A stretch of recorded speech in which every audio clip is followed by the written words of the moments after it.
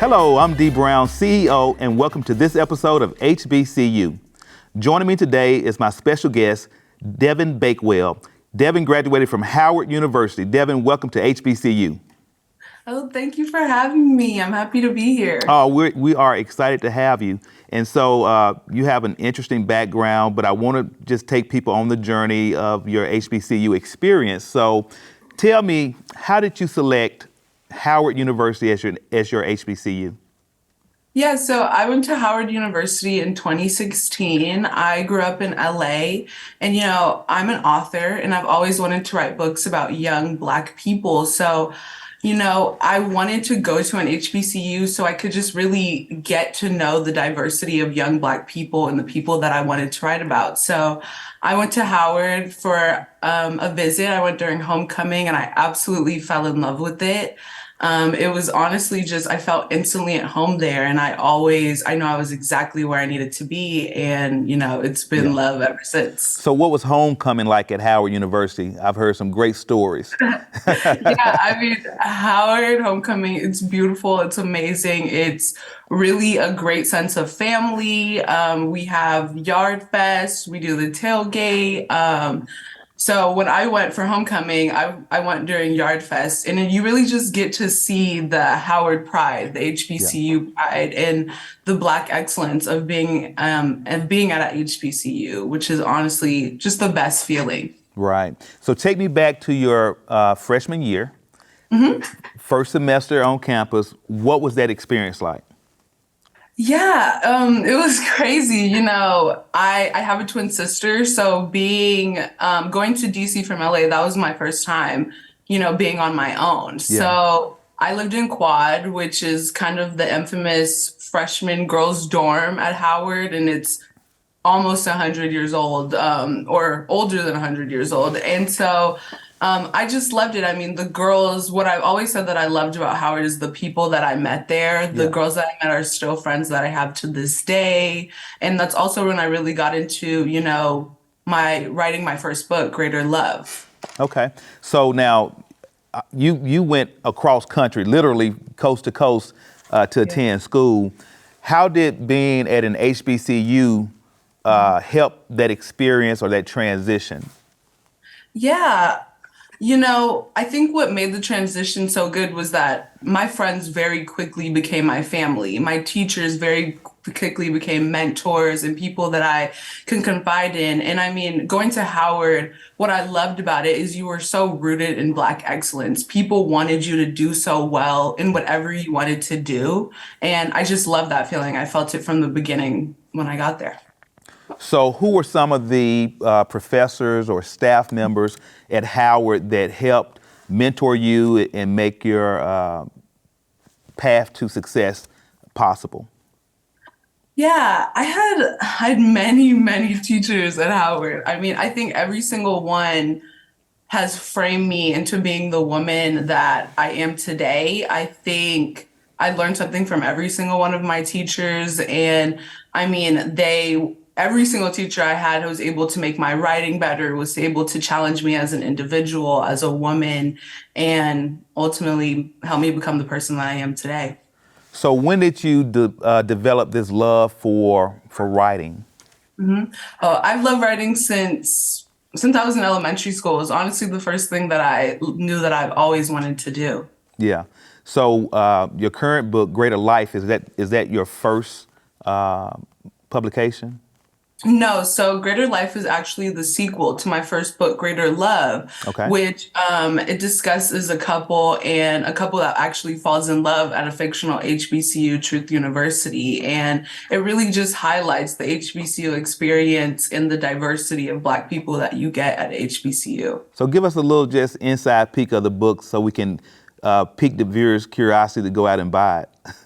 Yeah, so my book, it's fiction. It's not about me, but it is about a girl who travels from LA to this fictional HBCU in New York to pretty much escape her life. And while there, she runs into some situations from her past, some that, really help her, and some that kind of make her struggle along the way. So it's about, finding love in yourself and letting love in, and ultimately just about how Black people need love and how we should hone in on love and just kind of see the world through this pink love Yeah. lens and give more love. So what inspired you to write the first book? Yeah, I mean, when I was at Howard, it was kind of my escape. It's not about me, like I said, but I mean, every single break I had, every free time, I really was just a way that I channeled my energy and what I loved about going to Howard and all the people that I met there and the lessons that I learned along the way. So how did Howard actually strengthen your skills as an author? Yeah, I mean, Howard strengthened my skills as an author because, I was absolutely around the people that I wanted to write about. So while I was there in, creative writing rooms, I had people that often challenged my opinion and my point of view and really made me see, the Black community from such a wider perspective and see the diversity in our people. And, I just wanted to get that in my books. I want people to see all the things that make Black people so great. And so you graduated from Howard. Take me on your professional journey. So what did you do after graduation? Yeah, so I graduated Howard in 2021, so not too long ago. And ever since then, I'm still writing. I published my first book my senior year of college, and then I published my second book the year after I graduated college. And now I'm working as an editor for the Los Angeles Sentinel and doing journalism, which isn't as creative writing, but I'm still telling stories and I'm still telling Black stories. I work for the number one Black newspaper on the West Coast, and I'm still telling the stories of our people. So, yeah. Okay, so now Greater Life. Tell Mhm. me about that sequel to Greater Yeah. Love. Yeah. Yeah. So Greater Life, it still follows the story of Ryan McKnight, my main character, and her love interest, Devyn Baker. And it's really just about, it hones in on the message of the first book, which is letting love in and watching it change you. But it really, talks about greater love becoming a greater life, which is when you let love into your world, your life only enhances. So it talks really about that and about, learning to love yourself before you can really love someone else. And so as it relates to your sequel, Mhm. what was the inspiration behind publishing that particular book? Yeah, so with my first book, it was a love story, and I really wanted to put good, healthy Black love out there and like get people to see it. But with my second book, I felt like my characters, they were young and in college, and they still had a lot of growing to do, and I wanted them to grow and I wanted people to grow with them. So my second book is ultimately leaning more into their own individual stories and the dreams that they had, because I feel like at an HBCU, we're really influenced to go after any goal that we want to have. And I wanted that to be really shown in those characters. Right. So just kind of take a step back to Howard for a second. Yeah. What was it about Howard that you remember most and that you enjoyed most during your time there?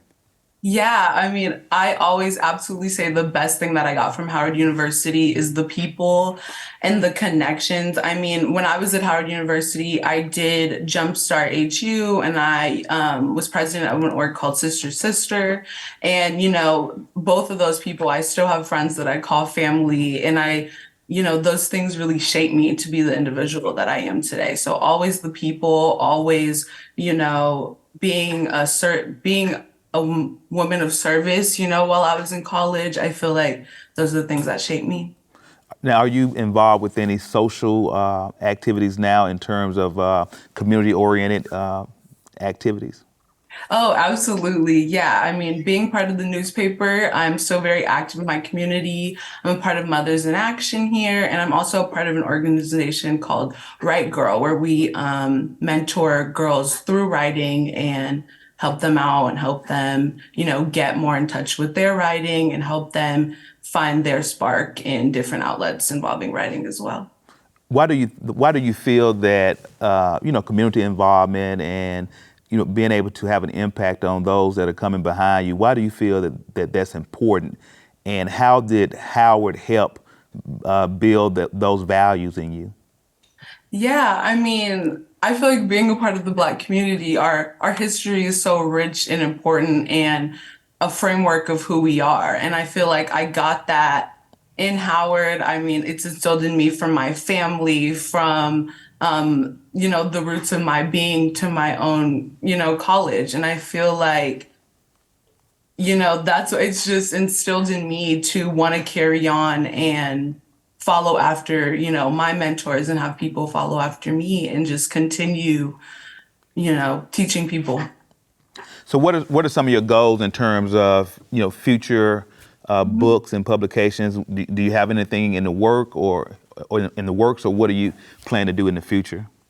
Yeah, so I'm always, always writing. I love fiction. I'm never going to stop writing fiction. So I currently am writing a new book, a new series, and I'm also still writing in journalism in the newspaper. How do you feel, because you talked about using writing to mentor young ladies, right? So how do you feel that writing actually can help young people in terms of from a mentorship perspective? I mean, writing is very, very therapeutic, but not only is it therapeutic, it's evidence of our story. And I believe that, as we get older, it's always important to have, writing that we of our opinions, of our beliefs, of our own story to look back on, and that we can also share with the people that we love so they can know that we've been through the same things. So who in your life, whether it's a relative or friend or professor, who I guess was most inspirational in, really helping you to develop as an author? As an author, I guess I have two people for that. My grandfather, Danny Bakewell, I think he's always taught me to be very prideful in, being Black and wanting to write about and tell Black stories and be very prideful in my Blackness. So me ultimately wanting to solely write about Black love and Black romance and Black joy comes from him. And, I also have an aunt who really instilled in me, my Aunt Brandy, the love of reading. And it was really the love of reading a lot of different books and, not seeing characters that I could see myself in, not seeing a lot of Black characters that made me really say, I want to write my own book. So I would pick them. So if you had to tell some young person why they should consider going to an HBCU, some young person of color, what would be some of the key reasons you would give them? I would say to go to an HBCU because it is honestly the only time in your life where you will be cultivated and hugged in your Black excellence. And I believe when you're cultivated and hugged in your Black excellence, it really allows you to hone in on what makes you great and your gifts towards the world. Because I feel like a lot of people say that, HBCUs don't prepare you for the real world, but that's so not true. I feel like what HBCUs do is prepare you to be confident in your Blackness, to walk into any room and be able to say what you can say with the pride and confidence of your Blackness in yourself and your beliefs. And yeah, that's what I would say. Well, you are a recent graduate from an HBCU, so I know you are, keenly aware of some of the challenges that HBCUs have with access to resources compared to the PWI counterparts. And what do you feel are some of the things that you can do as an alumni of an HBCU or a supporter of an HBCU to help bring better resources to those institutions that are so vitally important? Yeah, I mean, you can always donate resources, but I think personally the best way is to be actively engaged in your alumni, community and still engaged in your school. We can always, still directly help other students, directly give back to our school, whether that be, money, resources, advice, a lending ear. And, I just think that, HBCU, being a part of an HBCU is so, so important. So when you graduate, you shouldn't just leave it behind. You should always be an active community in the next generation following after you. And why should a young person choose Howard particularly? Oh, well, I may be a little biased, but Howard is the best HBCU in my opinion. But I mean, I love Howard. I feel like it is honestly one of those schools where they teach you business as much as they teach you fun. They challenge you, and it's really an area and a place where you can get everything done business wise. You can make the best friends of your life. You can have the best memories, and you can really do it all. So, and I know you mentioned about homecoming earlier at Howard. What are the homecomings like, though? Give us an inside look at homecoming week. Yeah. So, I mean, homecoming week, it has so many fun things. We do a golf tournament, yard fest, fashion show. So I think it's really Now, the what is awesome. Yard Fest? You mentioned Yard Oh, Fest previously. What sorry. is Yard Fest? Yeah, Yard Fest. It's a big concert where we have celebrities and different vendors come, and you can eat, you can listen to music, and people from all over DC come. People fly out from all over the world, alumni, and then, the students and even the teachers. So it's a really good place to just, hone in on the family aspect of Howard and really see the sense of community and the Howard pride and even HBCU pride because people from other HBCUs come as well. And so, what are the tailgates like at Howard? Tailgates are super fun too. It's another the whole week is honestly just it's kind of like a family reunion in a way, just seeing all bunch of people but tailgate, it's really fun because after the football game and it's always music, there's dancing, there's food, and it's really just a big, family party. And so, a lot of notable individuals have, obviously graduated from Howard. Most recently, that's been spotlighted as our Vice President of the United States is a Howard alum. And so, when you were trying to make a decision about attending an HBCU, did you hone in on Howard, or did you look at a variety of HBCUs, and how did you kind of narrow your selection down to say, you know what, I think it's going to be Howard for me? Because the distance between, where you had to come to get there just, is pretty significant. Yeah, so I did look at a few other HBCUs. I looked at Hampton, I looked at Morgan State, and I looked at Spelman, and I looked at Clark. And so what really I loved about Howard was I just loved the environment. And I feel like that's a really big thing. All HBCUs are great, but it's really about the surrounding areas of where you felt home. And I loved the city environment. I loved the campus, and I just loved everything about it. Honestly, I always say that Howard picked me when I got there. I loved LA and I loved my family, and a lot of people didn't think that I would leave. But when I got to Howard, I was so comfortable that I was kind of like, this is the place for me.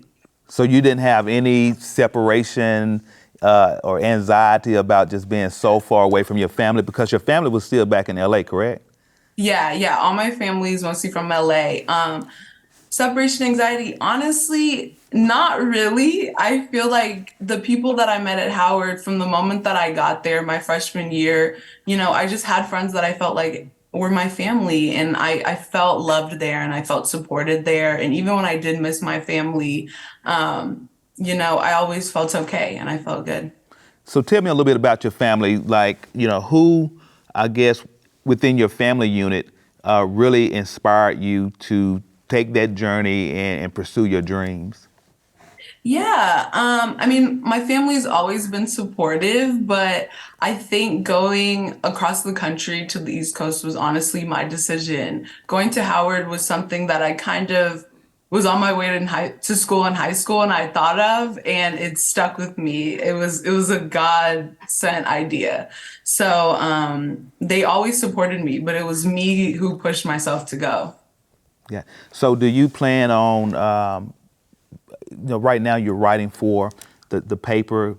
Do you plan on just growing in that particular capacity as a journalist, or do you plan to produce more books as an author? What are your long-term goals? Yeah, I want to be an author. My long-term goal is to write. So I definitely have many more books to publish and get out there. As for the newspaper, I'm happy where I'm at, and I'm continuing to branch in my family business, which is the newspaper. And we're just kind of seeing where it goes. I'm young, and yeah, we're seeing where it goes, but I'm always gonna write And, for and about Black people. and so, what advice would you give a young person who's thinking about being a writer that may have that love and that fire to write? What kind of advice would you give them just starting out down that path?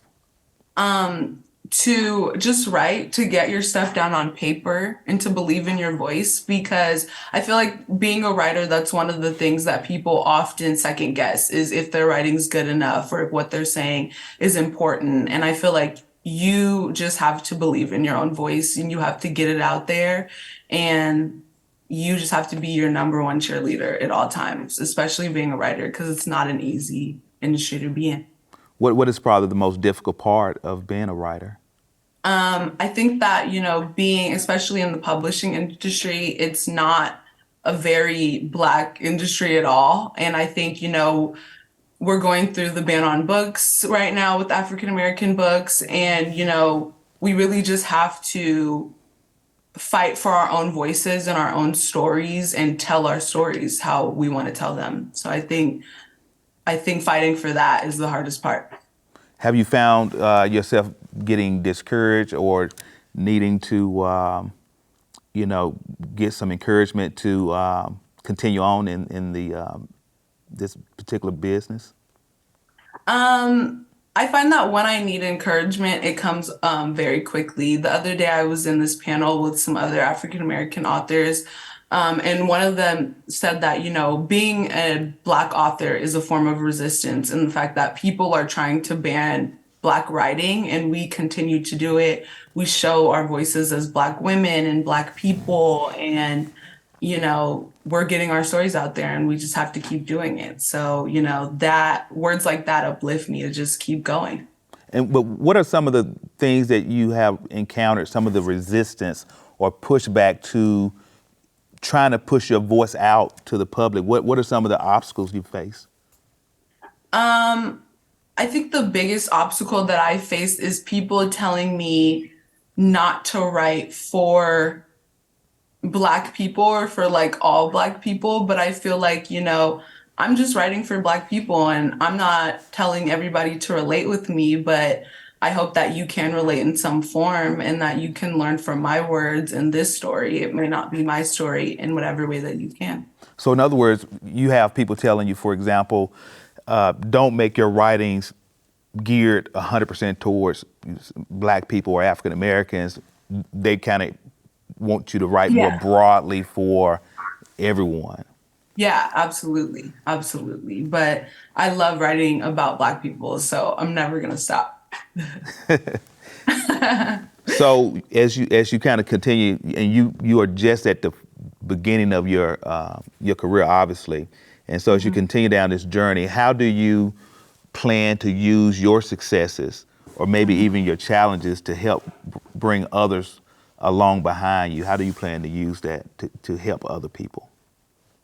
Well, for one, I plan on helping other Black writers who want to tell Black stories by just continuing to tell Black stories. I have no intention of stopping telling Black on Black love stories, Black joy stories, happy Black families, and, Black people really making their way in this world. So I plan on giving good stories where Black people can escape from. And I also plan on, through these stories, hopefully, inspiring other Black women through these stories to just continue living life and to continue living life with love. Right.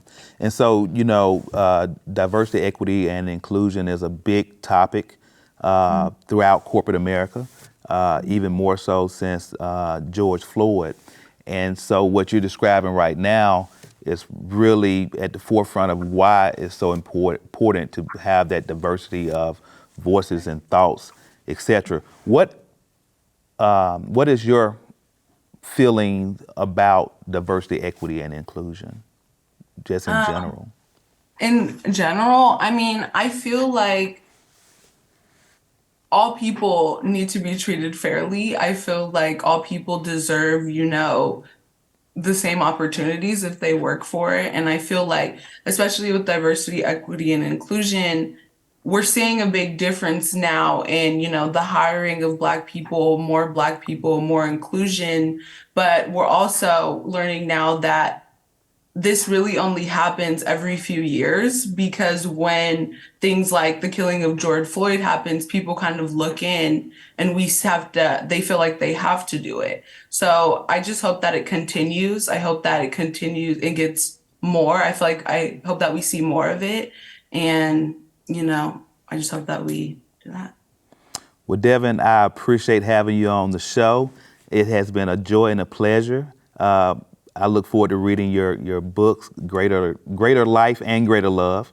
And I Thank appreciate you taking time out your busy schedule to be on the program with me today. To my viewers, I want to thank you for watching this episode of HBCU. I'm your host, Dee Brown CEO. And remember, without you, there's no me.